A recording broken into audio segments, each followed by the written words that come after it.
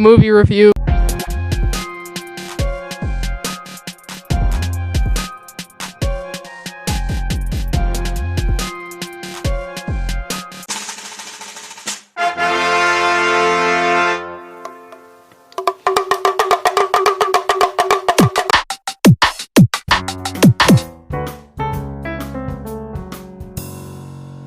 So, I know many of you have seen this before, but some of you haven't, and that's not a good thing. So this review is to make sure that you do watch it. So let's get started.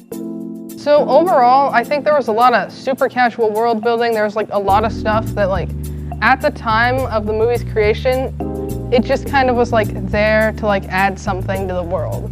And even though we know more about stuff like the Clone Wars and the Senate now, it's still really good because it feels like there's more to the world than just like Tatooine. C-3PO, legendary. He was perfect exposition because he's a droid and he knows everything.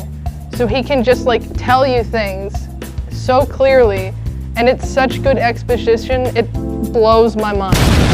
Character intros were really, really good. You get to learn who the characters are within like maybe like 5 minutes of meeting them. There were very few occasions of weird dialogue, but it wasn't too bad.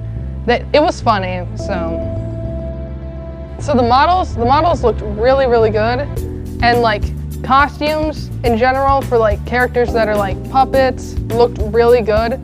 The modern renditions of the movie, there's a lot of really ugly CGI. I don't know what he was thinking, but there's a lot of CGI that looks absolutely horrid. It's funny sometimes, but it ruins it. For the acting, it may not be considered good in like general films, but I think the cheesiness makes it charming. Like that's what the movie needed, and every single cast member nailed bringing across the cheesiness. No specific call-outs because everybody did a really good job, and the casting choices were perfect.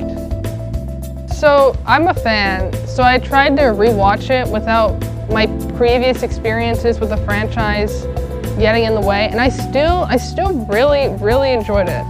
I laughed a few times. Sometimes it was because of like some really weird dialogue, and sometimes it was like, this thing's meant to be a joke, and I laughed at it. It felt a bit fast at some points, mainly towards the end. I'm not gonna spoil it if somehow you haven't seen it, but towards the end it feels a little bit fast.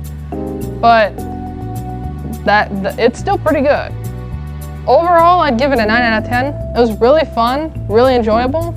Very, very few problems with it, and I think it's generally a very, very good intro to the franchise if you're looking to getting into it, which you should.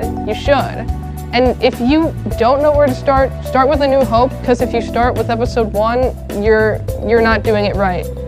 Watch 4 first.